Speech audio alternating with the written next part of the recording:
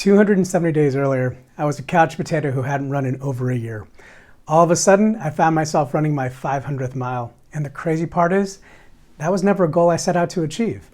So how do big accomplishments happen without setting goals? In this video, we'll cover 3 ideas that explain how. Welcome to Falling to Systems, a channel dedicated to the idea that with time and consistency, we're all capable of transforming into who we admire today. My goal is to encourage you to aim high and to make success inevitable. The reason that running 500 miles felt kind of surprising is because it never was a goal that I set out to achieve.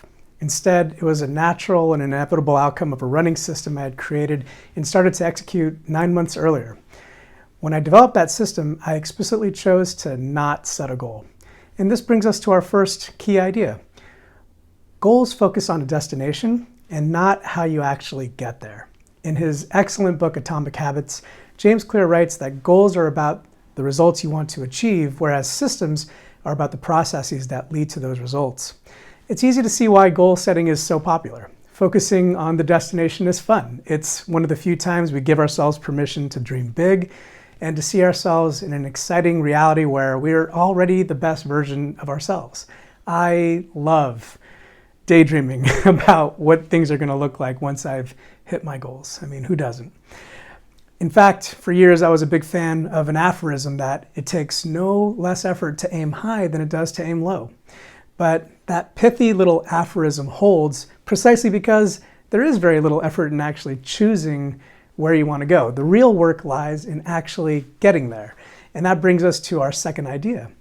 A good system beats out a good goal every time. Developing a good system that you can stick with over the long run will eventually achieve and surpass any goal that you can think of today. When we spend an inordinate amount of time obsessing over picking good goals, in the corporate world, I can't tell you how many times and how many hours I've sunk into developing OKRs, defining strategic initiatives, and hashing out North Stars. I spent days at offsite retreats with dozens of smart people flown in from all over the country to debate whether we should go left or we should go right, and arguing over whether a particular goal was smart enough. What we often didn't spend any time thinking about were the repeatable processes and activities that actually achieve the goal. We didn't think about the work itself and what it would actually need to look like. We didn't really spend time discussing what the system needed to look like. And to quote James Clear again, you don't rise to the level of your goals, you fall to the level of your systems. I loved that quote so much that I decided to name this channel after that quote. This goal myopia isn't limited to the corporate world though. It plays itself out in our individual lives anytime we begin to think up a New Year's resolution, stare down a milestone birthday, or catch ourselves in a sharp moment of disappointment with ourselves. And this brings me to our third idea. Goals are often temporary and unsustainable.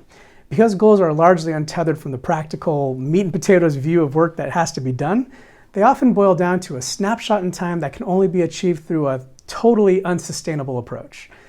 A crash diet before a wedding to ensure your photos look good, an end of quarter sales blitz to ensure that the team quotas hit, or even just simple panic cleaning before guests arrive for dinner.